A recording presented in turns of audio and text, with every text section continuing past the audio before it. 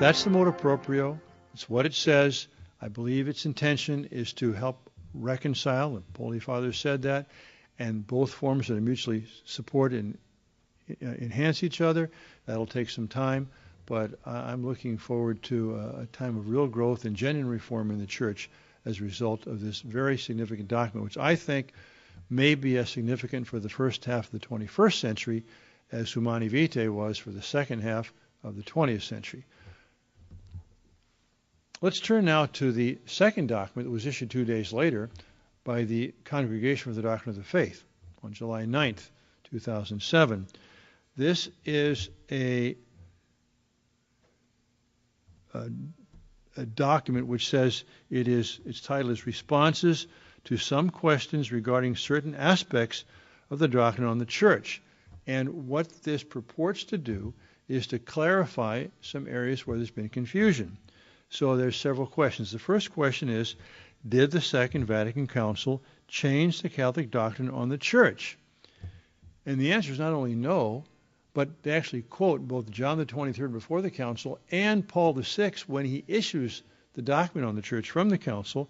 So Paul VI himself says, in promulgating the document, there is no better comment to make than to say that this promulgation really changes nothing of the traditional doctrine. What Christ willed, we also will. What was, still is. What the Church has taught down the centuries, we also teach. In simple terms, that which was assumed is now explicit. That which was uncertain is now clarified. That which was meditated upon, discussed, and sometimes argued over is now put together in one clear formulation. So, obviously, the Council did not intend to change Catholic doctrine. The second question is this: what is the meaning of the affirmation that the Church of Christ subsists in the Catholic Church? The reason for the question is that some people thought because the Council did not say the Church of Christ is in the Catholic Church or exists in the Catholic Church, it was somehow backing away from that traditional identification. But the answer is no. The reason the word subsists was chosen was to strengthen the affirmation that the fullness of the elements of salvation are present only in the Roman Catholic Church, but also to indicate that that does not mean that all elements of salvation are lacking from other ecclesial communities and other churches.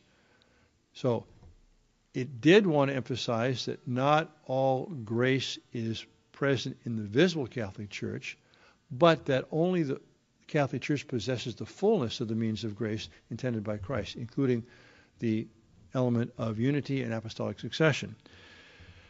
The third question is, why was the expression subsist in adopted instead of the simple word is? And I've already answered that question in answering the previous question. The fourth question, why does the Second Vatican Council use the term church in reference to the Oriental churches separated from the full communion with the Catholic Church?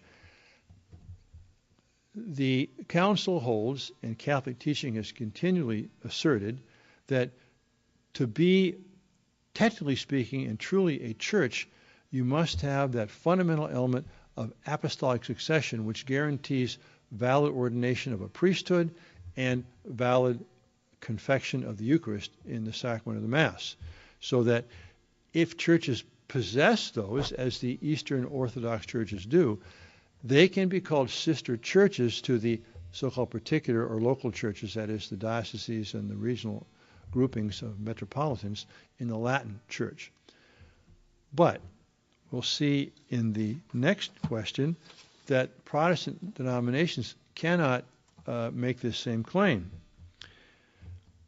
Fifth question, why do the texts of the Council and those of the Magisterium since the Council not use the title of church with regard to those Christian communities born out of the Reformation of the 16th century? And the answer is very simple, that element of apostolic succession, valid ordination, valid Eucharist is so central to being a true church that without that element, no matter what other elements one might have, like the sacred Word of God, like good works, like a love of Christ, like ministries, those aren't enough to constitute a church. So basically, the clarification in answer to those 5 questions simply reaffirms what the Church has always taught and what the Second Vatican Council itself taught.